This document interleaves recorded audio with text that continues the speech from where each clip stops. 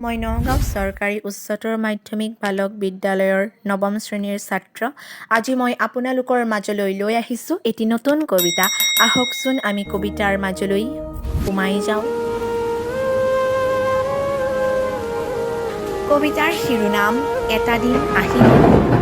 কবি লক্ষীন্দ্ৰ জুমন গগৈ। এটা দিন আহিব যেতিয়া অপ্ৰাপ্তিয়ে মোক চানি ধৰিব।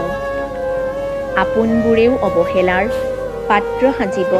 ইতিকিং সূচক মন্তব্য অথবা হাঁহিৰ কিৰিলিৰে অবাজ্ঞা কৰিব।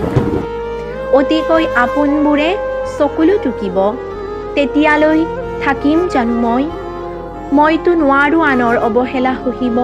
আনৰ হাঁহিৰ কিৰিলিৰে মোৰ কাণ তাল মাৰিব।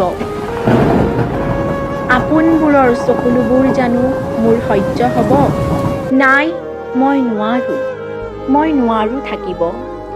সেইদিনা হয়তো মোৰ বহুতো কাম স্তব্ধ হৈ পৰিব। মোৰ প্ৰাণবায়ু উৰিব। বগা কাপোৰেৰে শৰীৰ ঢাকিব। মোৰ প্ৰাণৰ লগতেই এই কাব্যযাত্ৰাই মেলানি মাগিব। সেইদিন হয়তো চমু চাপি আহিছে। অনুভৱবোৰ হেৰাব খুজিছে। মই ভাবোঁ এতিয়াও হয়তো মোৰ বিশেষ কাব্য মৃত্যুৰ পৃষ্ঠাত খুন্দা হৈ ৰ'ব। মোৰ শেষ কাব্য হ'ব বিদায় জননী, তোমালৈ বৰ মনত পৰিব। মোৰ শেষ বাক্য হ'ব বিদায় জননী, তোমালৈ বৰ মনত পৰিব। ধন্যবাদ। আশা কৰোঁ আপোনালোক সকলোৰে লক্ষীন্দ্ৰ গগৈদেৱে লিখা এই কবিতাটি ভাল লাগিছে বুলি। তেওঁ ঘৰ লখিমপুৰ জিলাত। খুব সুন্দৰ এটি কবিতা। আপোনালোকে নিশ্চয় ভাল পাইছে বুলি আশা কৰিছোঁ। ধন্যবাদ।